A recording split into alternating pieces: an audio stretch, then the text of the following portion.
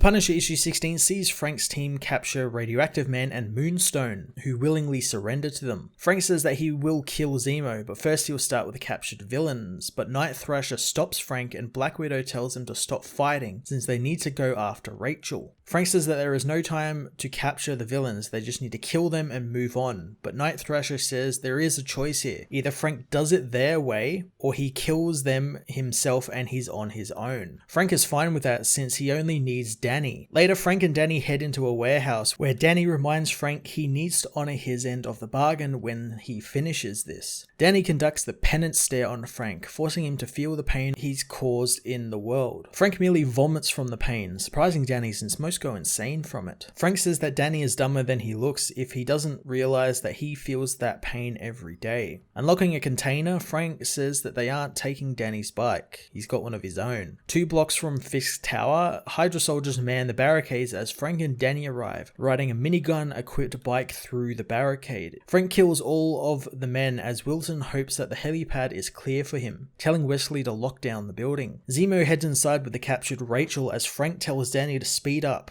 but no man-made barricade can keep Ghost Rider out. Frank smashes into the building, confronting Zemo, who wants to know what's Frank's deal, since with his determination he could do anything in the world, and this is what he chooses to do with it, kill the supposed bad guys. Frank says that he only wants to kill Zemo as Rachel tells him to do it, so he does, shooting through Rachel's shoulder and hitting Zemo. Zemo throws his sword at Frank, sticking into Frank's arm as he throws his own knife at Zemo. Zemo uses a fire extinguisher to block it, causing it to go off and fill the room with mist. Zemo says that the thing that brought him the most joy during their little feud is that nobody will care that Frank Castle is dead, and his legacy will fade, just like that of his dead family. Zemo stabs Frank in the back as Frank throws him away, getting on top of the villain and ripping his mask off, pushing himself down onto the villain's face so the sword that's sticking through his chest will pierce his face. Zemo pleads for him to stop, but Frank says this is all he wants in the world. Suddenly, Frank is shot by Ghost, telling the Baron everyone has abandoned him, so he should probably leave New York. Zemo is angered his subordinate would ever dare talk to him like that, but Ghost says that he just saved, at best, a third-rate fascist with delusions of grandeur, and he really should run. Frank stabs Ghost, who goes invisible to get the sword out of him. While the villain is preoccupied, Zemo escapes and Frank goes after him, cutting his hand off in the elevator. Frank stops for a moment thanks to his wounds as Rachel regains consciousness, telling him to finish the mission. Zemo makes it to the roof where Wilson is, who tells Zemo that the chopper is coming. He also knows that nothing will stop the Punisher and it's time for Zemo to face facts, that he's in over his head and surrounded by people he never should have tried to work with to begin with. Fisk tells him that he was never going to be the Red Skull or Strucker, and he's a small fish swimming in a large ocean full of sharks. Ghost arrives, saying that he did try and warn the Baron. Ghost touches Zemo, using his powers to disappear the villain in a cloud of smoke, supposedly killing him. As the Punisher comes knocking, Ghost takes off, and Frank confronts Wilson, demanding to know where Zemo is, and Wilson tells him that he is dead, and this is all over now. Frank knows it never ends, and there's always something bigger. He tells Wilson he isn't getting on the arriving chopper, but Wilson never was as the chopper arrives with Nick Fury and his team, who are there to help the mayor. Nick says that he can't let Frank kill the mayor of New York as Natasha soon arrives, telling Frank that he's won since Zemo is gone and Hydra is surrendering, so he just needs to stand down so the team don't kill him. Frank doesn't see this as a win, since none of these heroes get that this is a war and there are no winners in war. Fury doesn't care since tomorrow Frank will be in jail and he'll still be playing the game. Frank throws his sword at Nick, but Luke Cage catches it with his chest, destroying the blade as Black Widow blasts Frank with her gauntlets, causing him to fall off the roof. Nick calls for a visual but no one sees him, and Wilson thanks Natasha for getting rid of Frank, as the ground teams say there are dozens of bodies littering the tower floor, but there's no way to ID Frank among them. Bucky tells Fury that there was no surviving that fall, so they come to the conclusion that the Punisher is dead. 3 weeks later, Natasha is still looking for Frank as Nick comes to see her, telling her that Frank wasn't her friend. He tells her that 30 Hydra recruits were recently killed, and he thinks Frank did it. that, but Natasha reminds him that he died, but Fury isn't buying any of that, since after Frank died, he saw flames along the side of the building, flames consistent with that of Danny Ketch's Ghost Rider bike, making him think that Danny caught Frank and this wasn't an accident at all. Fury says that if he finds out that Frank is still alive, he and Nat are going to have another talk, and it won't be a friendly one like this one. The Punisher issue 16 ended Matthew Rosenberg's really awesome run with the character that wrapped up his loose ends left over from all the way back in Secret Empire. I loved every minute of this issue, and all the characters get exactly what they are owed and deserved, with Zemo seemingly dead and Frank on the run from Fury and the hero community. Rosenberg really tapped into Frank's relentless determination, especially in this issue and throughout the run as well, and how it's both a blessing and a curse for the character. I'm interested to see where this leaves Frank in upcoming books and where the next writer in his next inevitable ongoing will go from there. I'm going to give this issue a 10 out of 10.